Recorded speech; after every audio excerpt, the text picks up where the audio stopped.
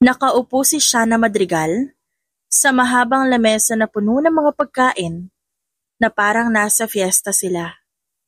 Kasama niya rito ang kanyang lola na si Doña Leticia Madrigal. Naroon din ang ilang kasambahay na tahimik na nag-aayos ng pagkain. Pero pigil na pigil ang tawa sa banat nito sa babae. Shana, tumatanda na ako. Hindi ko alam kung aabutan ko pa ang apo ko. Baka doon ka magplano kapag nasa kabaong na ako. Anang Donya, habang naghihiwa ng steak sa sariling plato. Umiwas na lamang ng tingin si Shana at nag-focus sa kanyang salad. Lola, ilang beses ko na pong sinabi, hindi nga po ako nagmamadali. My priority is my company. Ay Diyos ko, mahabagin. Ang Madrigal Enterprises may future.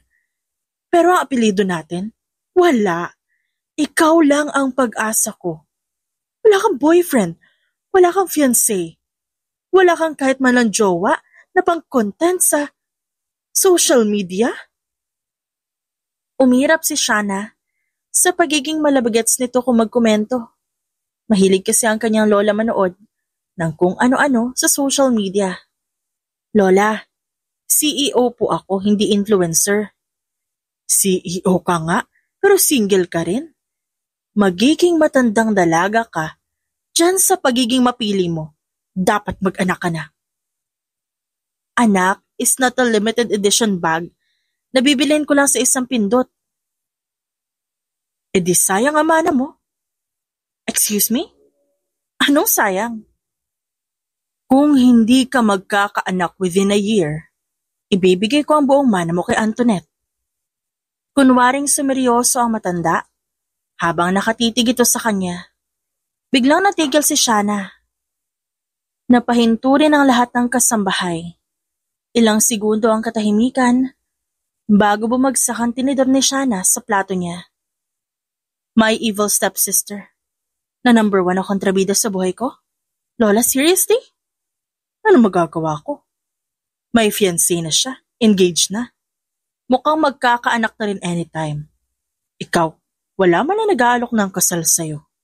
E di sa kanya ko nalang ibibigay ang mana.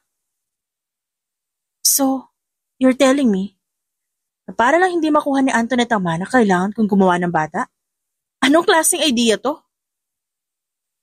Hindi ko kasalanan na ikaw ang walang progress sa love life mo. Tanggapin mo na lang na mukhang ikaw ang magiging single na Madrigal. Pinikit na lamang ni Shana ang kanyang mata dahil sa sinasabi ng kanyang lola. Ayaw niyang pag-usapan pa ito. This conversation is over. I am not having a baby just because you're forcing me to. Period. Ipapamana ko na lang kay Antoinette ang shares sa Madrigal Enterprises. Sayang, I was planning to give it to you and the mansion too. Ani Doña Leticia sabay talikod. Habang si Shana naman, nanigas sa kanyang upuan. Napasapo siya sa kanyang noo habang nagbubulungan ang mga kasambahay sa likod. Pero habang lumilipas sa mga araw, hindi mawala sa isip niya ang sinabi ng Donya. Pinagpaguran din niya ang kumpanya. Hindi siya papayag na mapunta kay Antoinette ang lahat ng pinaghirapan niya. Kaya isang gabi, nagdesisyon siya. Hire a sperm donor. Utos niya sa kanyang assistant na si Liza habang nagkakape sa opisina. Make sure na matalino, maganda ang genes, walang sakit. Ayoko ng kung sino-sino lang. Copy, ma'am. Masiglang sagot ni Liza. 2 araw ang lumipas. Nakaupo si Shana sa kanyang opisina nang biglang pumasok si Liza na mukhang excited. Ma'am, dumating na po yung napili nating... Good. Putol ni Shana habang nagsusulat. Pinapirma mo na ba siya ng NDA? May medical records na ba siya? Opo. Lahat ng kailangan nyo na isagawa na po. Actually, andito na siya para makilala nyo. Muling tinignan ni Shana ang kanyang assistant at tumaas ang kanyang kilay. Ganyan ka ka-excited? Para sa isang sperm donor? Ma'am kasi... O sige, papasukin mo na. Tumango si Lisa at dali-daling lumabas. Ilang saglit lang bumukas ang pinto. Pumasok ang isang lalaki. Matangkad ito, gwapo, may magulong buhok na parang bagong gising, at may malademonyong ngiti sa labi. Nakasuot ito ng puting polo na medyo nakabukas ang ilang botones. Agad na sumimangot si Shana. Hindi niya gusto ang ganitong klaseng lalaki. Mga pakulang style, mayabang at mukhang babaero.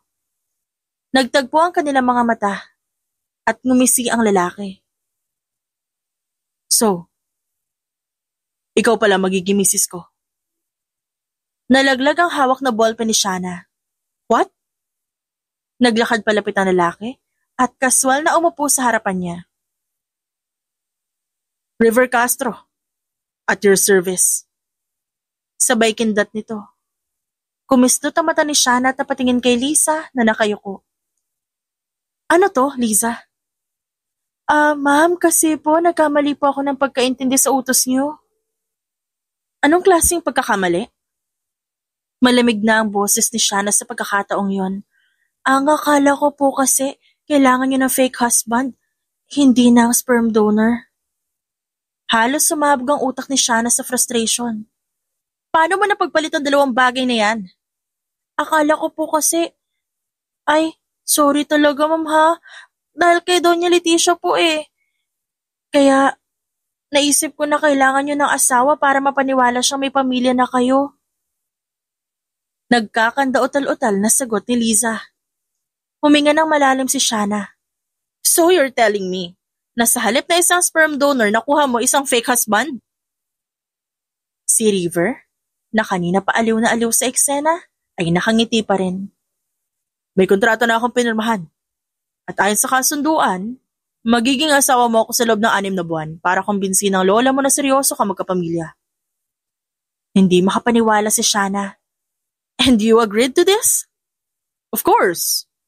Well compensated naman ako. Plus, exciting to. Ang dami ng roles na nagawa ko sa pelikula. Bad boy, CEO, action star. Pero first time ko maging fake husband. Interesting, di ba? Pinilig ni Shana ang ulo. Hindi. Hindi to interesting. This is a disaster. Tumawa si River at nag-relax sa upuan. Relax, honey. Gagampanan ko ang role ng perfect husband. Pero teka, paano tayo magkakaroon ng baby? Kasama ba yun sa kontrata? Tinitigan na Shana si River na parabang gusto niya itong sipain palabas ng kanyang opisina. Liza, I need an explanation now. Galit niyang saad, gamit ang madiin na boses. Habang ang daliri niya, mariing hinhilot ang kanyang sintido. Napalunok si Liza. Ma'am, kasi po, nagmamadali kayo nang tinawagan niyo ako. Akala ko po talaga gusto niya ng asawa eh, para mapanatag si Doña Leticia. And besides, kailangan niyo po na matinong lalaki na kayang... Clearly, not what I need. Putol ni Shana, sabay tingin kay River, na nagmistulang haris sa pagkakaupo. Ang isang braso nito, nakaakbay sa sandalan ng upuan, na parang pag-aari na nito ang opisina. Ngumisi si River. Ouch! Sakit naman nun. Pwes, you're out! Tumayo si Shana at naglakad patungo sa pinto. Binuksan niya ito at tinignan ng lalaki ng matalim. Pwede ka na umalis. Pero hindi natinag si River. Sa halip, mas lalo pang lumapad ang kanyang ngisi. Sayang naman. Hindi mo man lang bababasahin ang kontrata bago mo ako sipain palabas? Napatingin si Shana kay Liza, na agad na umiwas ng tingin. Isang masamang pakiramdam ang bumalot kay Shana. Marahan niyang sinarado ang pinto. Bumalik sa kanyang mesa at kinuha ang kontrata. Mabilis niyang binasa ang unang pahina. Pero sa kalagitnaan pa lang, nagdilim na ang paningin niya. Clause number 5. Termination of contract before the agreed period shall result in a penalty of 50 million pesos. Halos mapunit ang hawak niyang papel. 50 million? Tumaas ang kilay ni River. Nakita mo na pala. Akala mo, madali lang ako i-hire bilang asawa? Premium package ako, honey. Kumindat pa ito. Takot na lumapit si Liza sa kanyang amo. Ma'am, kasi po I may have overlooked that part. Overlook? Overlook? Ha? Hindi makapaniwala si Shana sa narinig. Lisa, ano akala mo? Bumili lang tayo ng bag na hindi chinek ang price tag? 50 million para sa lalaking to? Kaya ka walang asawa eh. Ang sungit mo. Saad ni River. Bulong dapat yun pero dinig na dinig ni Shana. Humarap siya kay River at pinanlakihan nito ng mata. Listen here, Mr. Castro. Honey. Ano? Napasinghap si Shana. Dapat, honey ang tawag mo sa akin. Ani River habang nakasandal sa upuan. Pinagmamasdan siya nito na parang ini-enjoy ang bawat segundo ng pagkakairita niya. Mag-practice ka na para realistic ang kasal natin. Halos manginig ang kamao ni Shana sa gigil. Tanggalin mo yan sa isip mo. This contract is a mistake and I will not. Biglang bumukas ang pinto. Dagli siyang napatigil na makita kung sinong dumating. Si Doña Leticia. Napakurap-kurap si Shana. Kasabay ng panlalamig ng kanyang sikmura. Mabilis na lumapit ang matanda at pinasadahan ng tingin si River. Sino ito? Tanong nito na puno ng suspetsya. Walang pag-aalinlangang tumayo si River. Humiti siya sa abot ng kanyang tenga at sa isang iglap, hinawakan ang kamay ni Shana. Lola, I'm River Castro, future apo-in-law niyo po. Halos lumabas ang kaluluwa ni Shana sa kanyang katawan. Lalong tumalim ang tingin ni Doña Leticia. Apo-in-law? Hindi natinag si River. Sa halip mas lalo pa itong umiti. Opo, ako po yung mapapangasawa ni Shana. Nanlaki ang mga mata ni Shana. Kasabay ng pagtahimik ni Doña Leticia. Ilang segundo nang nakakabinging katahimikan ang lumipas nang biglang nagliwanag ang mukha ng matanda. Buti naman kung ganun. Sa wakas, may lalaki na ring pumatol sa apo ko. Halos mahulog si Shana sa upuan. Teka ano? Nagsimulang maglakad si Doña Leticia palapit kay River. At inusisang tinitigan to mula ulo hanggang paa. Pagkatapos ay tumango siya na mukhang kontento. Gwapo, matangkad, hindi mukhang bobo, at mukhang malakas gumawa ng bata. Lola! Sigaw ni Shana.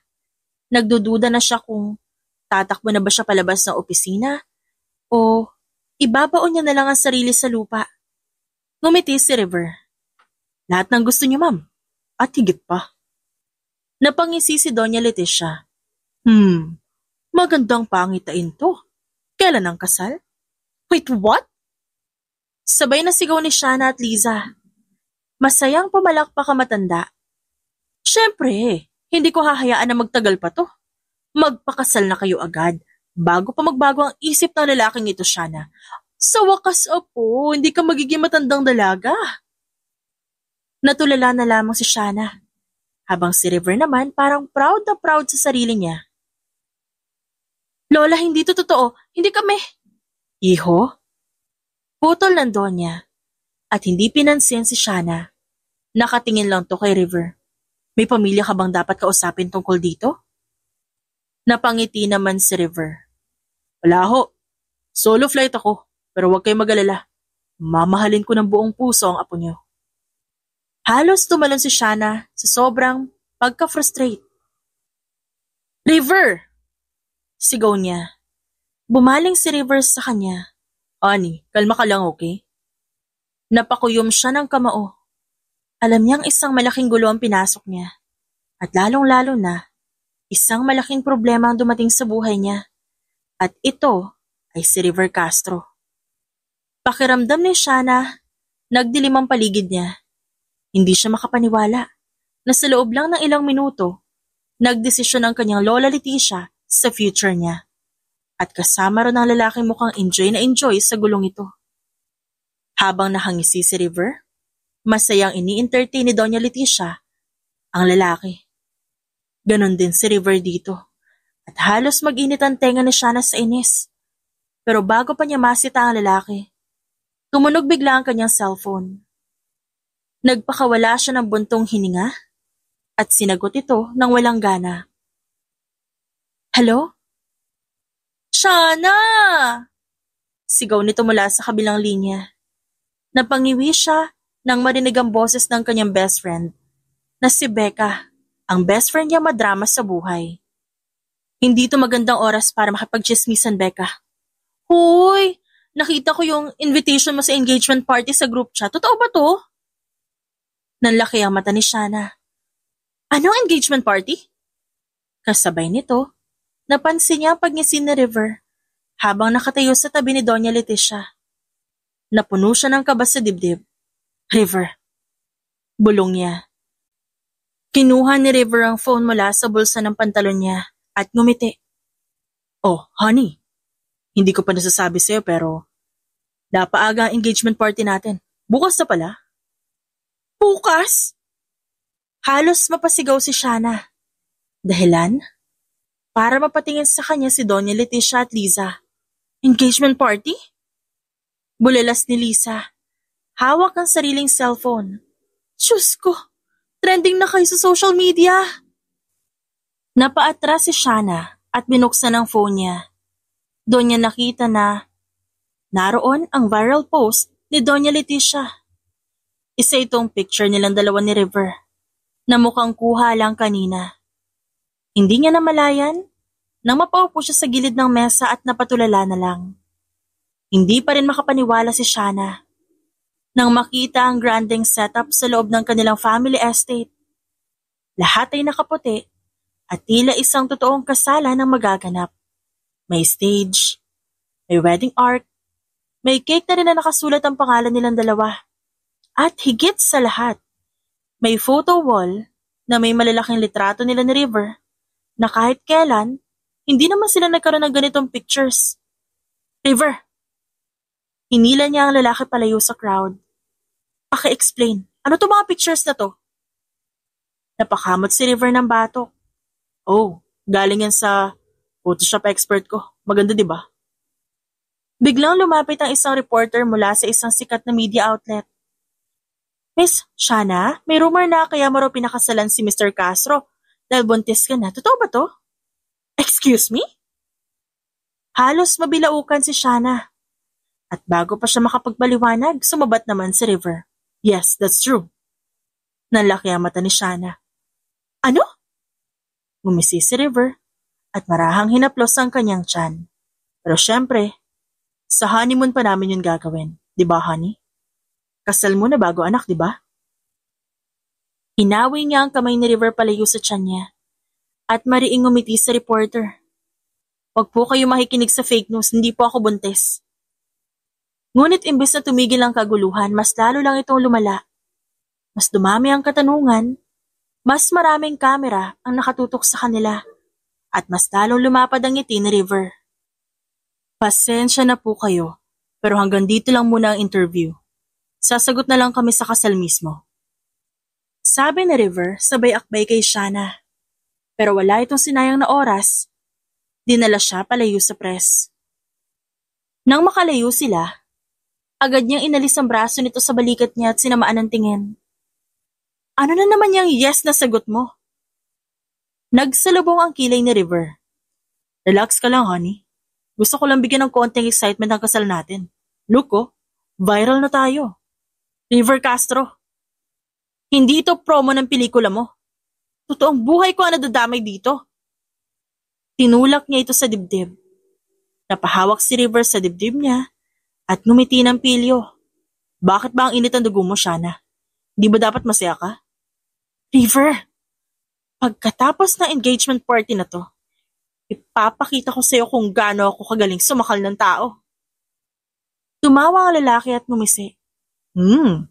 Sounds kinky. Pero later na yan, honey. Pakiramdam ni Shana na napako siya sa kinatatayuan. Lahat ng tao masaya, kinikilig, at hindi maipinta ang saya sa mukha ng kanyang lola. Lumingon siya kay River, na hindi man lang mukhang guilty sa ginawang pagsisinungaling. Sa halip, nagugustuhan pa yata ang sitwasyon.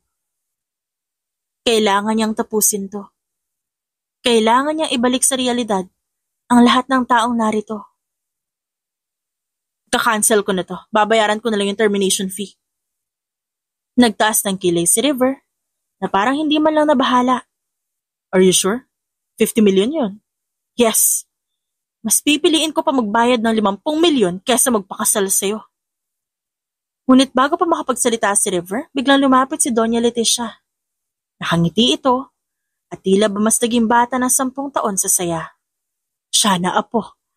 Hindi ko alam kung anong ginawa mo pero napakaswerte mo sa lalaking ito. Hindi lang gwapo, mabait pa.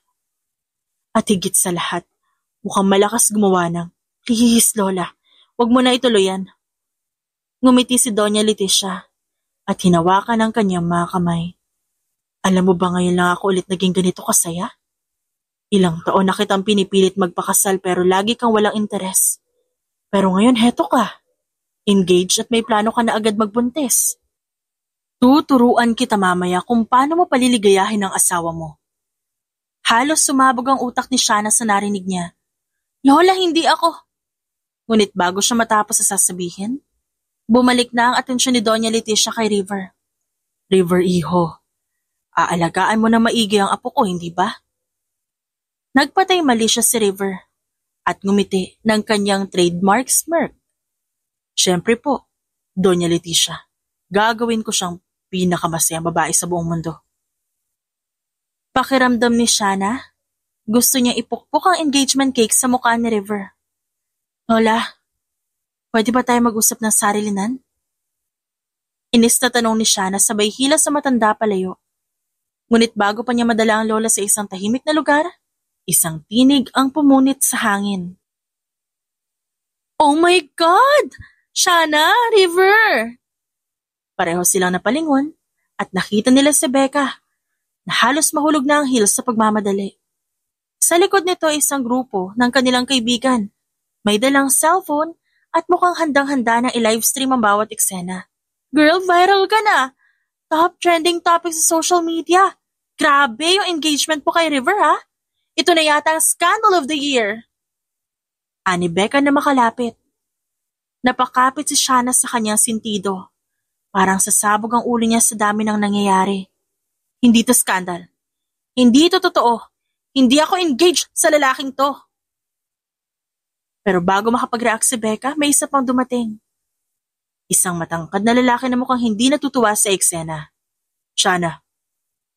Napahinto si Shana na kilala agad ang boses na yon. Si Leon, ang ex niyang hindi pa rin siya tinatantanan kahit ilang buwan na silang hiwalay. Nang makita nito si River, agad itong sumimangot. So totoo nga, ikakasal ka sa lalaking to? Umangat ang kilay ni River at nagtagis ang panga. At ikaw, sino ka naman? This is my ex.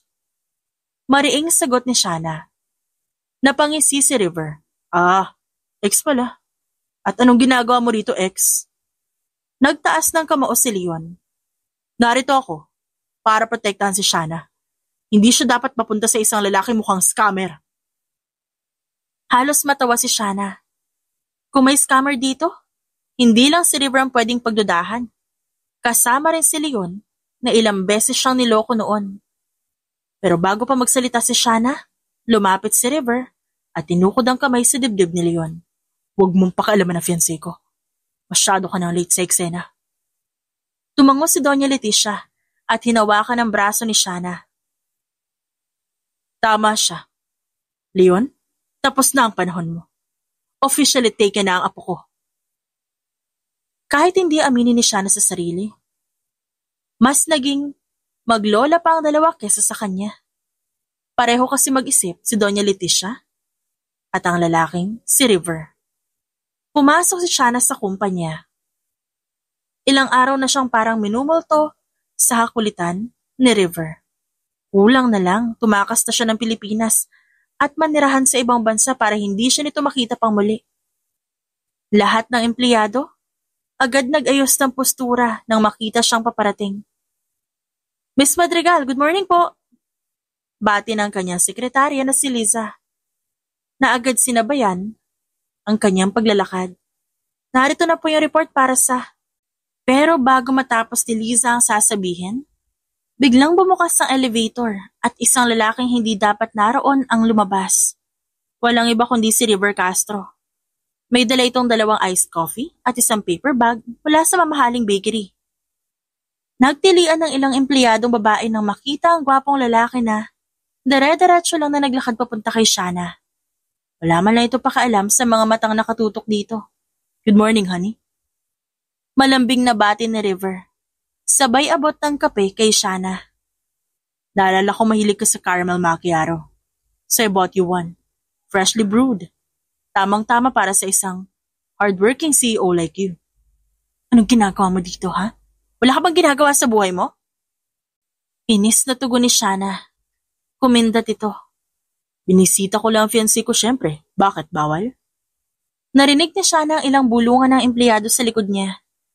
Pinisil ni Shana ang sentido dahil alam niyang hindi niya ito kakayanin. River, may trabaho ako. At di kasama sa job description ko ang asikasuhin ng isang istorbong fiancé na kasing kulit ng lamok. Pero sa halip na umalis, lalo pang umiti si River. Hindi ako istorbo, honey. Inspirasyon ako. Hindi na siya nagsalita. Dire-diretso naglakad papasok ng kanyang opisina. Pero bago niya maisara ang pinto, mabilis na sumingit si River at pumasok sa loob. Hoy, River! Hindi ka pwedeng pumasok dito basta-basta, ha? Buliyaw niya. Pero kalmado lang ito umupo sa guest chair sa harap ng kanyang desk. Relax ka lang, honey. Gusto lang kita makita habang nagtatrabaho. Anito, sabay simsim sa sariling iced coffee. Huminga ng malalim si Shana. Hindi niya pwedeng hayaan si River na sirain ang disiplina sa opisina niya. Tumayo siya at lumapit kay River at pinatong ang 2 kamay sa desk. Tinitigan niya ito ng masama. Makinig ka, River. May reputation ako bilang boss. Ayokong isipin ng empleyado ko na pwedeng basta na lang akong landiin sa gitna ng trabaho. Lalo na ng isang fake fiancé na tulad mo. Sa halip na sumimangot, lalong lumapad ang ngiti ni River. Fake? Umiling ito. Honey, mukhang nakalimutan mong may kontrata tayo at base sa kontrata, inalukay nito ang bulsa at inilabas ang isang papel. Clause 5.5. The engaged parties must maintain a public image of affection and harmony at all times, including but not limited to social events and workplace interactions. Napatigil si Shana. Wait, anong klaseng clause yan? Wala yan sa kontrata. Pinaikot ni River ang ballpen sa daliri. Meron. Baka kasi hindi mo binasa ng buo. Page 27, paragraph 3. Hayop ka? Binago mo tong kontrata, no? Tanong niya, sabay abot ng papel. Pero mabilis itong iniwas ni River. Nope, dapat kasi binasa mo bago pumirma. Sayang naman ang law degree mo kung di mo ginagamit. Lumapit siya at inagaw ang papel. Pero imbis na mabawi ito, hinawakan ni River ang pulso niya at hinila siya palapit. Oh, easy lang, honey. Hindi pa huli ang lahat para mag-back out. Mariing sagot niya. Back out? Shana, let's be real. Alam mo hindi mo yan magagawa. Not when your dear grandma is already over the moon about us. Napakagat labi si Shana. Iyon ang problema. Kung siya lang, matagal niya nang kinalimutan ang engagement na to. Pero paano si Doña Leticia? Hindi niya matitiis na masaktan to. Kundi lang sana nagkamali ang mabait niyang sekretarya, hindi ito mangyayari. Hindi na alam ni Shana kung ilang beses siyang napabuntong hininga sa araw na ito. Palibhasa, may isang artistang hindi marunong mag-behave sa opisina niya. Matapos ang panggigipit ni River gamit ang kontrata, mas lalo siyang nadismaya na makita kung paano nagkagulo ang mga empleyado dahil sa presensya nito. Oh my God! Si River Castro ba yan? Oh my God, grabe! Ang gwapo niya in person! Mas gwapo pa sa TV! Nakaka-starstruck, pwede ba siyang lapitan? Hindi pa man nakakalayo sa opisina, nagdagsaan na ang mga tao sa paligid para magpa-picture kay River. Ang iba, kunwari may dadaling dokumento o may dadaanan lang, pero gusto lang makiusyoso. Nakaharap si Shanna sa malaking salamin ng conference room. Nakita niyang kalmado lang si River, na nagbibirong nakikipag-usap sa mga empleyado niyang parang hindi ito isang artista, kundi isang normal na tao lang. Isang babaeng intern, ang tuwang-tuwang lumapit. Nanginginig pa habang hawak ang cellphone. Sir River, pwede po ba magpa-picture? Ngumiti si River. Sorry miss, hindi ako mahilig sa pictures, pero salamat sa suporta mo. Halos mapatili ang intern. Pero mukhang hindi siya masyadong na-disappoint dahil kahit paano nakausap niya ito. Pero ang ibang babae hindi natuwa. Ano bang arte ng fiancé niyang Shanna na yun? Ang taring araw niya sa office. Baka kaya ayaw niya magpa-picture kasi insecure siya. Diba? Baka inutusan niya si River na bawal. Napasinghap ang isa. Totoo ba yun? Ang swerte na nga niya eh. Engaged na siya kay River Castro. Tapos ganyan ang ugali niya. Napatigil si Shanna sa narinig. Tumalikod siya mula sa conference room at lumabas ng walang pasabi. Diretso niyang tinawid ang maingay na hallway. Hindi alintana ang mga empleyadong agad na lumihis sa daraanan niya. Nang makita niya ang tatlong babaeng nag-uusap, hindi na siya nagdalawang isip. Excuse me? Napalingon ang tatlo. Nang makita siya, agad sila nagkatinginan at nagkibit-balikat pa kunwari inosente. Ano yung sinabi mo kanina? Pwede mo bang ulitin? Tanong niya sa babaeng unang nagsalita. Nanlaki ang mata nito. Miss Shanna, wala pa akong sinasabi masama. Oh, hindi? Ang lakas ng boses mo. Narinig ko pa kahit soundproof ang conference room. Pero syempre, sumilip talaga siya kanina. Kaya narinig niya. Kung may problema ka sa akin, sabihin mo ng harapan. Hindi yung parang high school kang chismosa na nagtatago sa tabi-tabi. Namula ang babae sa hiya. Bago pa ito makapagsalita, may boses na sumingit mula sa likuran. Honey. Lumingon si Shanna at nakita ang nakangiting lalaki. Lumapit ito at inilagay ang kamay sa bewang ni Shanna. Tila pa inaangkin siya sa harap ng lahat. Ano ba nangyayari dito? Tanong ni River habang nakatingin sa tatlong babae. Natahimik ang tatlo at mukhang gusto pang maglaho sa lupa. Wala naman. Napansin ko lang na ang daming may opinyon sa buhay ko kahit di ko hinihingi. Alam na ni River kung anong nangyari.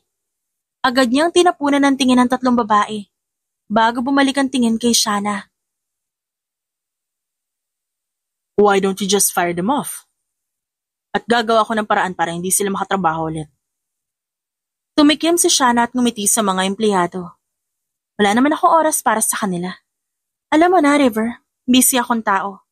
Hindi tulad ng iba dyan na puro daldal lang ang alam. Pagkapasok nila sa opisina, agad na bumitaw si Shanna mula kay River at sinandalang kamay sa kanyang desk. River, kung may gagawin kang kaartehan bukas, ipapasara ko ang elevator para hindi ka na makapunta dito. Pero sa halip na mapikon, ngumiti lang si River at umupo sa visitor's chair. Ouch! Wala ka talagang pasensya sa akin, no? Sino ba may sabing may pasensya ako sa isang gaya mo? Bumuntong hininga siya sabay upo sa kanyang swivel chair. Ba't ka ba talaga nandito? Gusto lang kita makita. Napairap si Shanna. Huwag mong gamitin sa akin ang paswoon mong linya. Hindi yan gagana. Natatawang umiling si River. Okay, fine. Inamin ko na nga sa sarili ko, diba? Hindi mo ako gusto. Ang tingin mo sa akin, pabida, maepal at istorbo. Hindi umimik si Shanna. Dahil totoo naman yun. Bago pa siya makasagot, biglang tumunog ang intercom. Miss Madrigal? Anong boses ng kanyang secretary na si Liza. May nag-aabang po sa inyo sa reception, isang batang lalaki? Natigilan si Shanna. Bata? Opo, ma'am. Nasa 9 or 10 years old siguro. Ang sabi gusto niya kayo makita. Nagtaka si Shanna. Sino namang bata naghahanap sa kanya? Tumayo siya sa upuan. Sige, pupunta ako dyan. Naglakad siya palabas pero sumunod si River. Ba't ka susunod? Curious ako eh. Pagdating sa reception area, agad nila nakita ang isang batang lalaki nakaupo sa bench. habang kinakalikot ang zipper ng backpack. Ikaw ba yung naghahanap sa akin? Agad siyang nilingon ng bata at tumayo. Opo, ako po si Elijah. Nagkatingin na si Shanna at River. Anong kailangan mo, Elijah? Ikaw po ba si Miss Shanna Madrigal? Tumango si Shanna. Nagliwanag ang mukha ng bata. Sabi po kasi ni Papa Enrico, kayo daw po tumulong sa kanya nun. Napakunot noo si Shanna. Si Enrico ay isa sa dati niyang empleyado. Magaling na empleyado. Pero isang araw bigla na lang hindi nakapasok. Nang itanong niya si HR, nalaman niyang nagkaroon to ng malubhang sakit at kinailangan ng malaking halaga para sa operasyon. Hindi na ito nakabalik sa kumpanya. Pero pinadalhan niya ito ng tulong mula sa sarili niyang pera. Isang bagay na hindi niya pinaalam sa iba. Gusto ko lang pong sabihin na salamat sa inyo dahil sa inyo gumaling si Papa. Ang sabi niya, kayo daw po nagbayad ng hospital bills niya? Nagulat si River. Wow, ginawa mo yun? Hindi sumagot si Shanna. Napakamot ng ulo si Elijah. Wala po akong pangregalo sa inyo, kaya ito na lang po. Hinugot nito mula sa backpack ang isang maliit na paper bag at inabot kay Shanna. Pasensya na po, maliit lang po yan, pero sabi ni Papa, importante daw po magpasalamat sa mga taong tumutulong sa amin. Nanatiling tahimik si Shanna. Hindi niya inasahan ito. Hindi siya gumagawa ng mabuti para purihin ang iba. Hindi rin siya sanay na may nagpapasalamat sa kanya. Hindi siya sumagot. Kinuha niya lang ang paper bag at tinignan ang laman nito. Isa lang itong simple bracelet. Naggawa sa makukulay na beads. Salamat, Elijah. Tanging nasabi niya. Tuwang-tuwa ang bata. Pagkaalis ni Elijah, hindi napigilan ni River ang magkomento. Hindi ko in-expect yun. What? Na-soft-hearted ka pala. Tumingin si Shanna sa kanya. Why? Dahil lang ba strikta ako? Iniisip mong wala akong pakialam sa iba. Medyo. Ang judgmental mo. Same to you, honey. Diba? Ganun din ang iniisip mo sa akin. Akala mo pabida lang ako. Natigilan si Shanna. Nagpatuloy sa pagsasalita si River. Akala mo pasikat ako. Wala nang ibang ginawa kundi ngumiti at umepal sa buhay mo. Pero hindi mo pa talaga ako kilala. Hindi agad nakapagsalita si Shanna. Masyado nga ba siya naging judgmental? Sa mundo ng mayayaman, hindi lang pera ang sandata, kundi ang chismis na kayang sirain ang reputasyon ng isang tao sa isang iglap. At si Antoinette Madrigal, ang half-sister ni Shanna, bihasa sa larong ito. Lumaki si Antoinette na may inggit kay Shanna. Lahat ng papuri, respeto at tagumpay na kailanman, hindi niya natamasa, nasa kapatid niyang yon. At ngayong engaged na si Shanna kay River Castro, isang lalaking parang Diyos sa mata ng lipunan, mas lalong lumalim ang kanyang insecurities. Kaya naman, gumawa siya ng paraan upang siraan si Shanna. At sa isang iglap, nagkalat ang balitang peke lang ang engagement ni Shanna at River.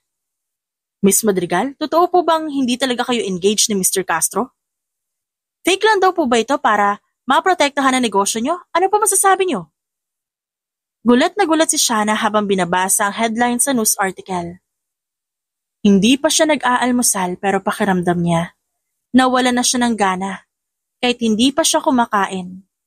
Nakaupo siya sa opisina niya, hawak ang phone, habang binabasa ang mga malisyosong balita tungkol sa kanilang engagement. At ang dahilan ng lahat ng ito, si Antoinette. Matagal niya nang alam na masama ang loob nito sa kanya, pero hindi niya inakalang bababa ito sa ganitong level. Biglang bumukas ang pinto at pumasok si River na may dalang newspaper. Have you seen this? Tanong nito. Pinakita ang front page kung saan nakalagay ang litrato nilang dalawa na may malaking headline. Napangisi si Shanna. At kailan ka pa naging mahilig sa newspaper, River? Since I became the subject of scandal. So what's the plan? Bago pa siya makasagot, tumunog na ang kanyang telepono. Apo, pumunta ka na sa bahay ngayon na. Utos ng isang pamilyar na boses. Ang lola niyang hindi natitinag ng kahit anong intriga, maliban na lang kung pangalan ng Madrigal ang nakataya. Sa Madrigal Mansion, ang tahimik na dining hall, na puno ng tensyon sa pagitan ni Shana at Antoinette. Nakaupo sa dulo ng mahabang mesa si Doña Leticia. Nakataas ang isang kilay nito habang pinagmamasdan ng dalawang babae. Antoinette, ano itong kalokohang ginawa mo? Malamig na tanong ng matanda. Wala naman akong ginawang masama, Lola. Sinabi ko lang ang totoo. Totoo? Napangisi si Shana. Pero ang mata niya nagliliyab sa galit. Aba, Antoinette, ang galing mo pala manghula. Kailan ka pa naging psychic? Nagkibit balikat ito. Hindi ko naman alam na kailangan maging psychic para malaman na peke lang ang engagement niyo. We all know, this is just a business deal. Pero bago pa man makapagsalita si Shana, si Doña Leticia na mismo ang nagdesisyon. Magpagawa tayo ng press conference. Call everyone for a press conference. Patutunayan nating totoo ang engagement niyo. Hindi ko hahayaang sirain ng ganitong chismis ang pangalan ng Madrigal. Nanlaki ang mata ni Shana. Lola, it's final. Alam niyang walang saysay ang pagkontra. At si Antoinette mukhang masaya sa nangyayari. Kinabukasan, nagtipon-tipon ng media sa isang mamahaling hotel para sa itinaktang press conference ni na River at Shana. Kahit sanay na sa spotlight si River, iba ang nararamdaman ni Shana. Hindi siya sanay na nasa gitna ng isang eskandalo, pero wala na siyang choice. Kumikislap ang kamera at nag-uumpisang magtanong ang mga reporter. Miss Madrigal, pwede mo bang linawin? Totoo ba ang engagement niyo ni Mr. Castro? Napalunok si Shana. Alam niyang kahit anong sagot na ibigay niya, may maniniwala at may magdududa pa rin. Pero hindi siya papayag na si Antoinette ang manalo dito. Yes, engaged kami. At higit pa doon. Nag-pause siya, saka tumingin kay River. At pagkatapos bumalik na ang tingin sa camera, puntis ako. Nagkagulo ang mga reporter. Nang marinig ang revelasyong yon. Miss Madrigal, ilang buwan na po ang pagbubuntis niyo? So this means hindi lang business ang dahilan ng relasyon niyo? Napanganga si River. Pero mabilis niya itinago ang gulat at ngumiti. Hinila niya si Shana palapit. Sorry, but we won't be answering further questions for now. Aniya bago inakay si Shana palabas. Sa kotse pa lang, hindi na napigilan ni River ang magtanong. Honey, buntis ka? No. Sagot ni Shana at napailing. Then why did you say that? Because eventually I will be. Naningkit ang mga mata ni River. Are you saying? Tumango si Shana. May plano talaga ako magbuntis. Bago ang peking engagement na to. Sperm donor talaga ang hinahanap ko. Pero wala na akong choice. Napirmahan mo na at gumawa ka pa ng kontrata. Alam na rin ni Lola so ano pang gagawin ko, di ba? Pero, still, the sperm donor will continue. Napatigil si River. What? I wanted to have a child. Kaya nagpa-appoint ako sa isang fertility clinic para sa sperm donor. Natahimik si River. Sana hindi ka masyado magulat. Dagdag pa ni Shana. Pagkalipas na ilang linggo, nanatiling laman ng balita ang engagement ng dalawa. Sa kabila ng iskandalo, unti-unting lumipas ang ingay nang walang konkretong ebidensya nagpapatunay na peke ang kanilang relasyon. Matapos ang kanilang naging pag-uusap sa sasakyan, iniwasan ni Shana si River. Hindi niya alam kung bakit bigla siyang nag-guilty sa naging desisyon niya. Ngunit sa kanyang isipan, malinaw ang isang bagay. Hindi niya hahayaan ang emosyon na magdikta sa buhay niya.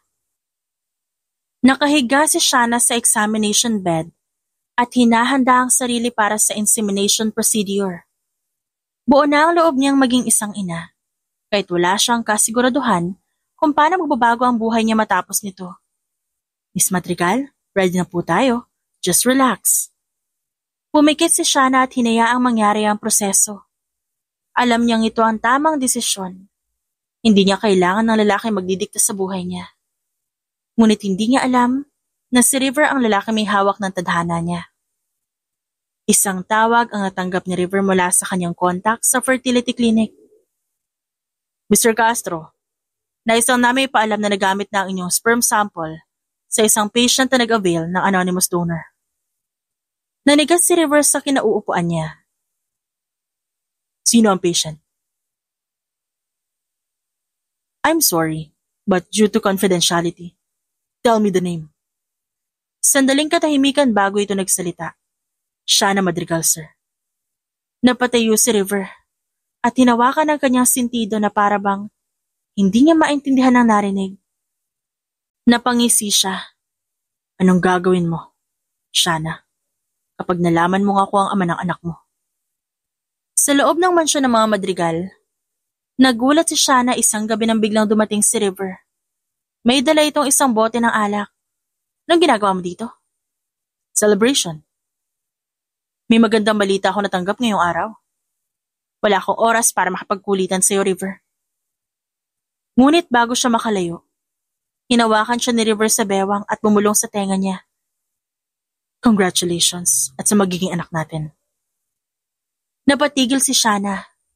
What are you trying to say, River? I'm saying, honey, that you just got inseminated with my sperm. Nanlaki ang mga mata ni Shanna at agad siyang tinulak palayo. Huwag mo ko lokohin, River. Wala kang kinalaman dito. Ngunit sa kabila ng kanyang pagkabigla, may parte sa kanya na kinakabahan. Tadhana nga talaga tayo. Shanna, kahit ako hindi alam na ako pa rin pala magiging ama na magiging anak mo. You have no proof that you're the owner of the sperm. Don't make me like a dumb person. Ayaw mo maniwala? Fine. Inilabas ni River ang kanyang cellphone. May tinap na ilang buttons bago pinakita kay Shanna ang screen. Sa video call, isang lalaki mula sa fertility clinic ang nasa kabilang linya. Mr. Castro, is this a good time? Perfect timing actually. Sagot ni River nang hindi inaalis ang tingin kay Shanna. Pwede mo ba ipaliwanag kay Miss Madrigal kung ano nangyari sa sperm donation ko? Napanganga si Shanna. Nag-aalangan siya kung gusto ba niyang marinig ang sagot. Miss Madrigal, it appears that there was a mix-up sa records. Nagkaroon ng error sa labeling. At ang sample ni Mr. Castro ang nagamit sa procedure mo. Pakiramdam ni Shanna ng labo ang kanyang paningin. Para siyang nalulunod sa impormasyong natanggap. That's impossible. I'm really sorry for the confusion, Miss Madrigal. Kung may concerns po kayo. Pinatay ni River ang tawag bago matapos ang sasabihin ng doktor. So, aniya? At tinukod na isang kamay sa gilid ni Shanna. You still don't believe me? Napaatras si Shanna. Ngunit natigilan siya. Hindi niya alam kung paano tatanggapin ang nangyari. Hindi niya ito pinlano. Napatiri ito magiging involved ang lalaking katulad ni River. Kahit na gusto niyang suntukin to, hindi niya magawa. Hindi niya rin maitatanggi ang malamlam na init sa titig ni River. Sanay siyang may kontrol sa sitwasyon. Pero sa presensya ni River, unti-unting nadudurog ang depensang itinayo niya sa sarili. Ironic, isn't it? You wanted a baby without string attached. Pero, you picked the one man who'll never let you go. Napalanok si Shanna. Gusto niyang magsalita o magprotesta, pero wala siyang masabi. Alam mo ba kung anong pinaka-nakakatawa dito, Shanna? Tinaas ni River ang baba ni Shanna upang tignan ito sa mata. Matagal na kitang gusto, Shanna. Nanlaki ang mga mata ni Shanna. What? Nung una kita makita sa isang event last December, bago mo pa ako nakilala ng personal. You caught my eye, but you never noticed me. You never even looked my way. Naaalala ni Shanna ang gabing iyon. Isang malaking event kung saan marami siyang nakasalamuha, pero hindi niya maalala si River. You were laughing with your friends habang ako nakatayo lang sa isang sulok while watching you. You're an actor. Isang A-list celebrity. Hindi ako naniniwala na I'm also a businessman, honey. And I always get what I want. At ngayon, ikaw ang gusto ko makuha. Nanayo ang lalamunan ni Shanna. Gusto niyang umalma. Gusto niyang kontrahin ang sinasabi ni River pero hindi niya magawa. Matapang niyang tinapik ang kamay ni River palayo. Hindi mo ako pag-aari. Ngunit sa halip na magalit, isang mapanganib ng ngiti ang gumuhit sa labi ni River. Hindi pa. Sa mga sumunod na araw, hindi matahimik si Shanna. Hindi siya sanay na may nakakaalam ng kahinaan niya. At si River, tila eksperto sa paglabas ng emosyon niyang pilit niyang tinatago. Pauwi na si Shanna sa Madrigal Mansion. At nagulat siya nang makita si River na naghihintay sa may pintuan. Naka-black suit ito at may hawak na isang bouquet ng bulaklak. Anong ginagawa mo na naman dito? I'm here to take my fiancé out on a date. What? You heard me. We're more than a fake fiancé now. I'm also the father of your child. Don't be ridiculous. Hindi ko pa nararamdaman na buntis ako. May possible pa rin hindi mabubuhay ang sperm mo. I'm confident na mabubuntis ka. Ilang linggo nga ang lumipas, heto siya't nakaupo sa gilid ng kama. Hawak ang pregnancy test na may dalawang malinaw na guhit. Napatakip siya ng bibig. Buntis nga siya. Alam niyang ginusto niya ito. Pero hindi niya inaasahang magiging ganito kabilis ang lahat. And cut! Perfect take! Sigaw ng direktor. Katatapos lang ni-reverse ng isang intense action scene. Pero, imbis na magpahinga, agad niyang kinuha ang cellphone niya. Pero walang message ang babae. Napailing siya at agad tinawagan to. Isang beses niyang sinubukang makipag-usap na maayos na nasundan ng sunod-sunod na pagkakataon. Pero lagi siyang tinatanggihan nito. Pagkalipas ng 3 ring, sinagot ito ni Shanna. Hello? Buti naman, sinagot mo rin ako. River, may kailangan kang malaman. Napakunot ang noo niya. Why? What happened? Are you okay? I'm pregnant. Napakurap si River. For a moment, akala niya nagkamali lang siya ng dinig. What? Buntis ako, River. Positibo ang resulta.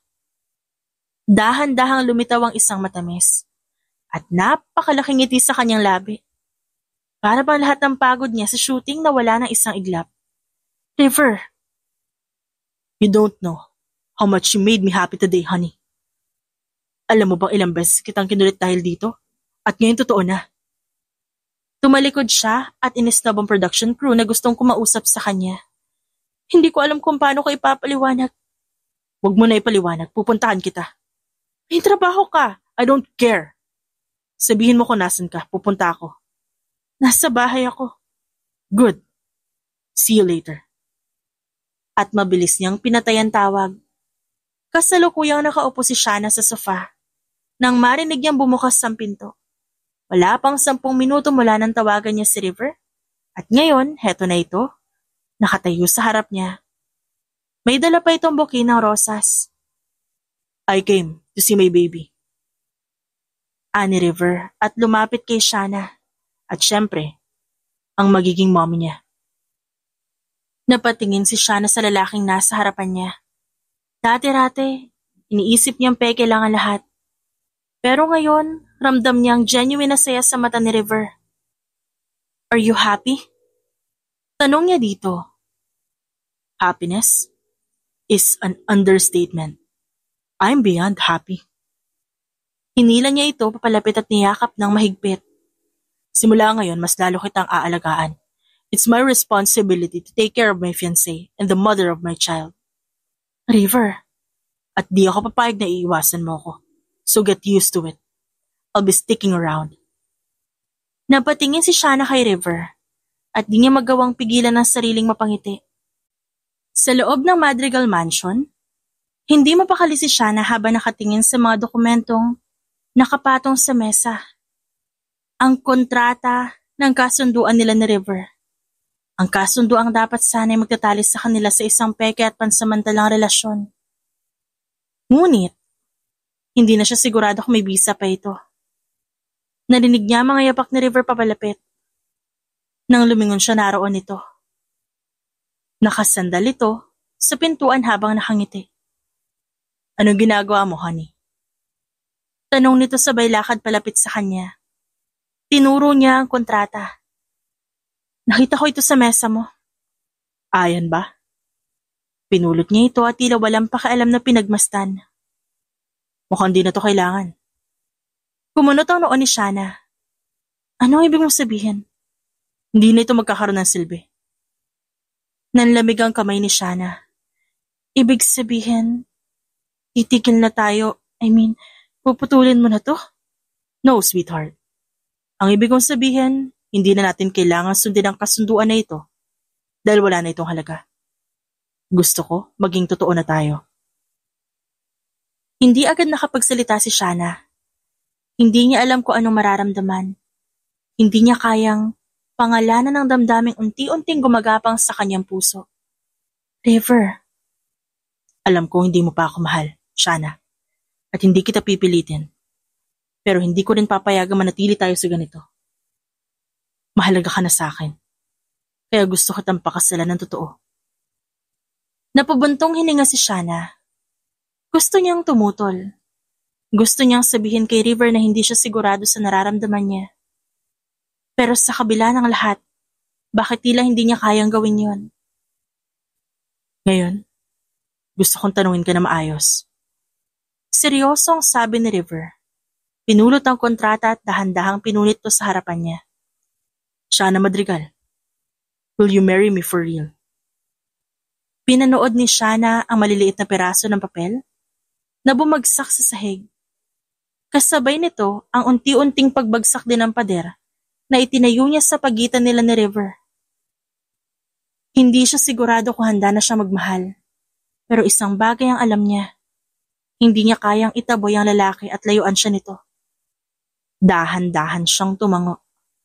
Fine, I will marry you. Nagulat si River.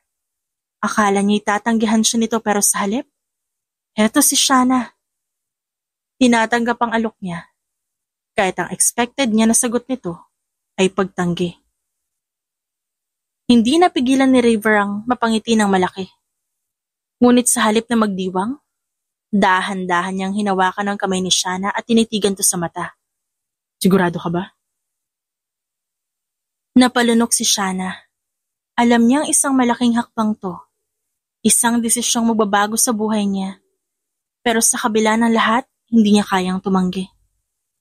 Tumikim siya. Huwag mo nang ulitin ang tanong mo, River. Baka magbago pa isip ko. Too late, honey. Tinanggap mo na. Nakangising sagot ng lalaki. At bago pa siya makapagsalita muli, hinila siya nito palapit at niyakap ng mahigpit. Nag-init ang pisngi ni Shana. Hindi siya sanay sa ganitong klaseng lambing lalo na mula kay River. Ngunit ngayon, ramdam niya ang totoong emosyon nito. Maagang dumating si Shana sa isang film studio. Naisip niyang bisitahin si River bilang sorpresa. Lalo na't ilang araw na rin simula nang hindi siya lumalabas ng bahay dahil sa morning sickness niya. Gusto niyang makita kung gaano to kaseryoso sa trabaho. At kung paano ito bilang isang aktor.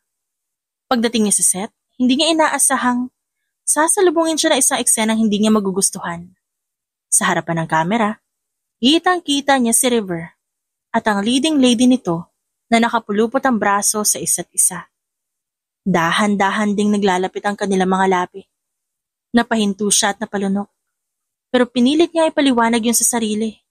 Alam niyang parte lang ito ng trabaho ni River. Alam niyang walang dapat siyang maramdaman. Pero bakit may kung anong kumurot sa dibdib niya? Ayaw niyang makita. Pero hindi rin niya kayang umalis. Cut muna, I need break. Malamig na sabi ni River. Agad nitong hinubad ang suot na costume jacket at humarap sa direktor. Wala sa usapan natin ang kissing scene na to. Napansin ni Shana ang pagtaas ng kilay ng direktor. River, part ito ng script, alam mo yan. I don't care.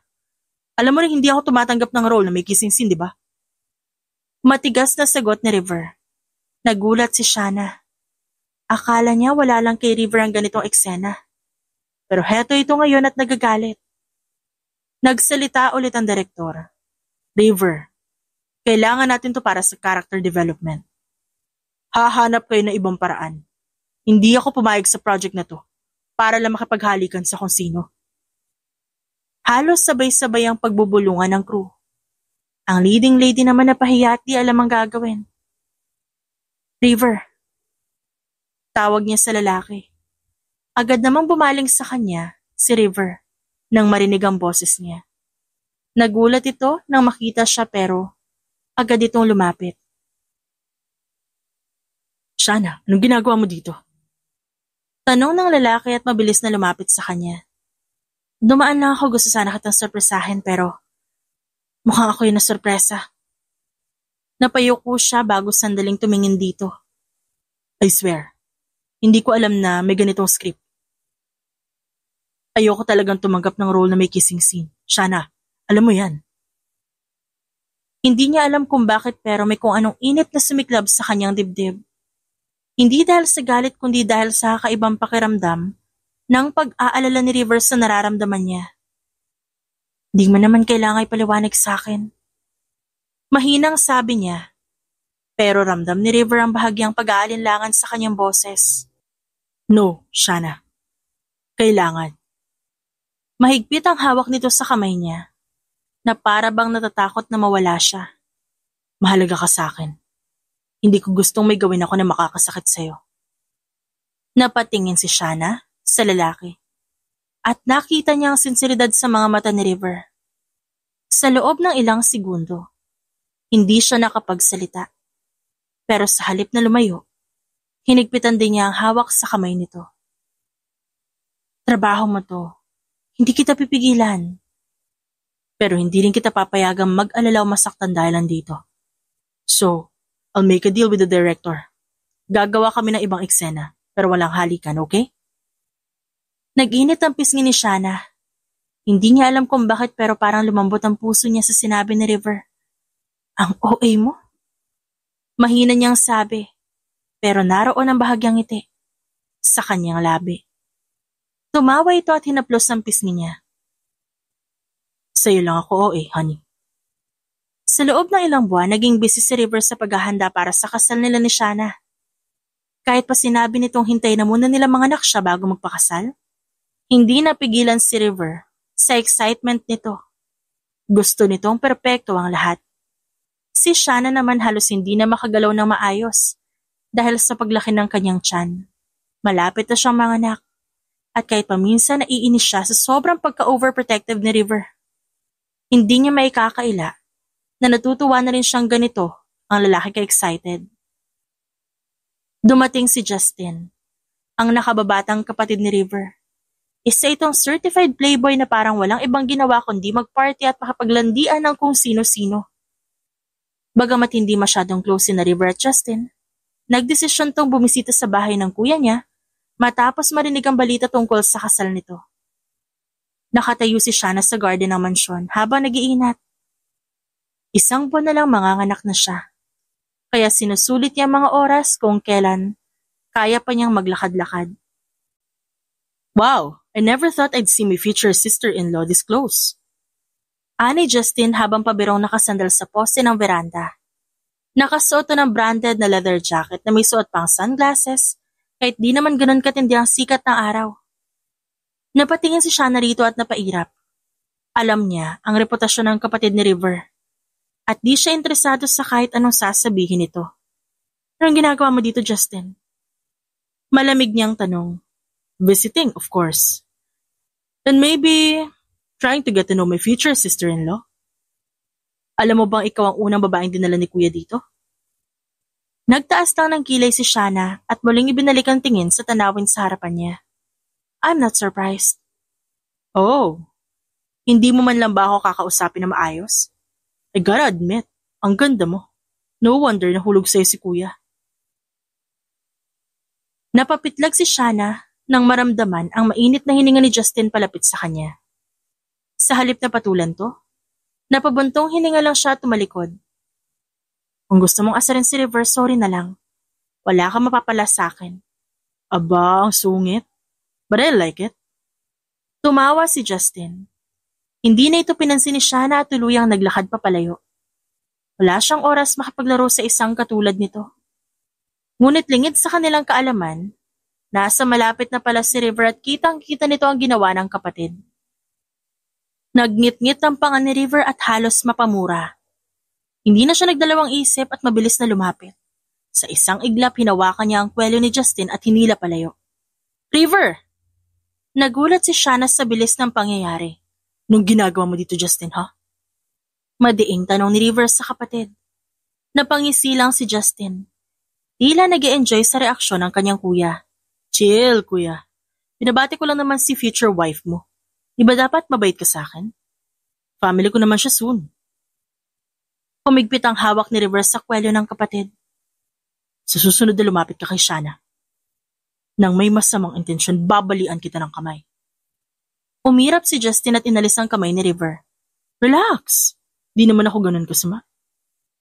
Nagpalitan ng matalim na titig ang magkapatid bago bumaling si River kay Shanna. Halika na. Let's go, Shanna. Aniya at hinawakan to sa kamay. Hindi napigilan ni Shanna na mapangiti. Totoong minsan nasasakal siya sa sobrang pag-aalaga ni River. Pero sa sandaling to, hindi niya maitangging ang sarap sa pakiramdam na protektahan ang taong mahal niya. Hating gabi nang biglang nagising si Shanna sa matinding pananakit ng tiyan. Naramdaman niyang basa ang kanyang hita at agad niyang napagtantong pumutok na ang panubigan niya. River! Mahinang tawag niya at ginigising ang katabi. Halos isang segundo lang dumilat agad si River. Why? What happened? Hospital! River, manganganak na ako! Biglang nawala ang antok ni River. Hindi na siya nagtanong pa at agad kinuha ang hospital bag na matagal na nilang inihanda at halos mabitawan pa ang phone habang tinatawagan ng doktor. Makalipas ng ilang minuto, nasa ospital na sila. Si Shanna agad dinala sa delivery room. Si River naman halos hindi mapakali sa labas. Ano bang ginagawa nila sa loob? Ba't ang tagal? Naglalakad-lakad siya paikot. Paulit-ulit na sinasapo ang kanyang noo. Sir, kalma lang po, normal po to.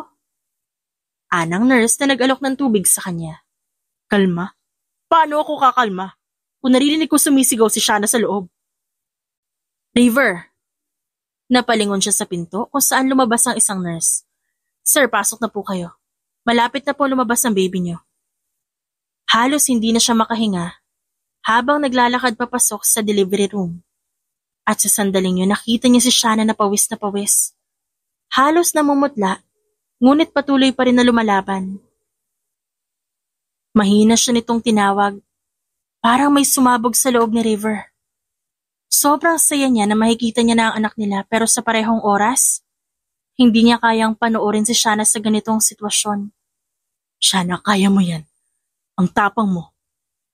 Ngunit sa bawat pag-irin ni Shanna pakiramdam ni River, siya ang nawawala ng malay. At doon na, bumigay ang lalaki. Sa harap mismo ni Shanna nanlabo ang kanyang paningin. Nakita ni Shanna kung paano nahimatay ang lalaki sa sahig. Napatingin din ang doktor at nurse bago mabilis sinawag ang ibang staff upang buhatin si River palabas. Diyos ko, siya pa talagang nahimatay. Pasal ng doktor habang natatawa. Kahit nahihirapan na dahil sa sakit, napailing pa rin si Shanna. Duwag pala. Aniya, makaraan ng isang oras nagising si River sa recovery room. Ang una niya nakita, pagkadilat niya, ay ang pinakamagandang tanawin sa buong mundo. Si Shanna, na nakahiga sa kama habang yakap ang kanilang sanggol. Oh my God, nahimatay ako sa delivery room kung kailan pinapanganak ang anak ko? Aha, sagot ni Shanna. At gusto mo pang marami pang anak sa natural na paraan, di ba? Napakurap si River. Tama nga naman. Sa simula pa lang lagi niyang sinasabi kay Shanna na gusto niyang magkaroon ng maraming anak. Pero matapos ang karanasang to, mukhang kailangan niya na mag-isip-isip. Pwedeng isa na lang muna. Napakamot siya ng ulo. Tumawa si Shana. Hindi ko akalain na mahuhulog ako sa lalaki mukhang babaero. Nagiging judgmental nga ako noon, River. Ha? Nanigas si River sa sinabi niya. Mahal kita, River. At salamat. Dahil hindi ka lang salita. Ginagawa mo yung mga bagay na sinasabi mo. And I'm happy that you're the man I'm going to spend my life with. Matagal na tinitigan ni River si Shana at hindi makapaniwala sa sinabi nito. Dahan-dahan siyang lumapit at umupo sa tabi ng kama. Marahan niyang hinaplos ang maliit na kamay ng kanilang anak. Hindi ko alam kung anong ginawa ko sa past life ko para mapasaya ako ng ganito. Napangiti si Shana at inilapit ang baby sa kanya. Gusto mo hawakan? Pwede ba? Nag-aalangan siyang tumingin sa babae. Siyempre naman, anak mo kaya to. Umiiling na saad ni Shana habang tumatawa. Dahan-dahan iniabot ni Shana ang sanggol kay River. Nang mapunta ito sa kanyang bisig, pakiramdam niya may isang bagay na kumonekta sa kanyang puso. Napalunok siya at hindi may paliwanag ang emosyong bumabalot sa kanya. Hindi ako iyakin, pero gusto ko umiyak. Bulong niya habang tinititigan ng mapulang pisngi ng kanilang anak. Aba, edi umiyak ka. Ikaw kaya ang dahilan kung ba't hindi ako pwede maging mahina. Kasi ikaw ang pinakamalakas na babaeng kilala ko. Napalunok si Shana. Hindi niya inakalang ang isang River Castro ay kayang magsabi ng ganitong mga bagay. Thank you, Shana. Thank you for giving me a family. Lumipas ang ilang buwan mula nang isilang ni Shana ang kanilang anak. Sa bawat araw na dumaan, unti-unting nabago ang mundo niya. Mula sa pagiging CEO hanggang sa pagiging full-time na ina. Hindi niya inakala na mararamdaman niya ang ganitong kasiyahan. Sa simpleng pamumuhay kasama sina River at ang kanilang anak. Isang araw habang nagpapahinga sa veranda ng kanilang bahay, dumating ang abogado ng kanyang lola upang ipaalam na handa na ang inheritance na dapat sa kanya mapupunta. Shana, ngayong may anak ka na, maaari mo nang tanggapin ang yaman ng pamilya niyo. Ayon sa kasunduan ng lola mo, binibigay niya sa iyo lahat ng ari-arian at negosyo na itinakda niya para sa iyo. Napatingin si Shana sa dokumentong inabot sa kanya. Alam niyang maraming tao ang nangangarap ng ganitong pagkakataon ngunit may bumabagabag sa kanya. Alam niya kung bakit minadali niyang magkaanak. Dahil sa takot na mawalan siya ng mana, pero ngayon, habang hawak niya ang maliit na kamay ng kanyang anak, napagtanto niyang hindi yon ang dahilan kung ba't niya gustong magkapamilya. Ibinalik niya ang mga papeles sa abogado. Hindi ko kailangan ng mana ng lola ko para mabuhay ng masaya. Hindi ko ito tinanggihan noon dahil natatakot ako na mawalan ng yaman. Pero ngayon, naiintindihan ko na. Hindi pera ang magpapasaya sa akin. Nagulat ang abogado sa sinabi ni Shana. Ngunit mas nagulat siya nang biglang may tumawas sa likuran nila. Nang lumingon si Shana, nakita niya ang kanyang lola. Elegante pa rin sa edad nito. Ngunit ngayon may banayad ng ngiti sa labi. Apo, hindi ko talaga balak na ipagkait sa iyo ang mana ko. Gusto ko lang makita kung kaya mo magpahalaga sa tunay na yaman sa buhay. At nakita kong natutunan mo na yon. Natigilan si Shana. Lola. Hinawakan na matanda ang kanyang kamay. Ang yaman ko, hindi isang gantimpala, Shana. Ito ay isang responsibilidad. At ngayon alam kong natutunan mo na kung ano mas mahalaga sa buhay. Ikaw mismo ang magpapasya kung anong gagawin mo dito. Napatingin si Shana kay River na kanina patahimik na nakikinig. Nakita niya mapagkalingang tingin nito na para bang sinasabi nitong anuman ang piliin niya susuportahan nito. Sa huli, hindi tinanggap ni Shana ang buong mana. Sa halip, ipinamahalan niya ito sa isang trust fund na tutulong sa mga nangangailangan.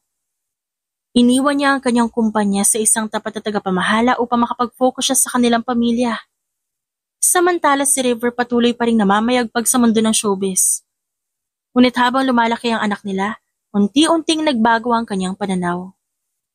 Isang gabi, habang pinapatulog niya ang kanyang anak, napaisip siya. Palagi siyang wala sa bahay dahil sa trabaho.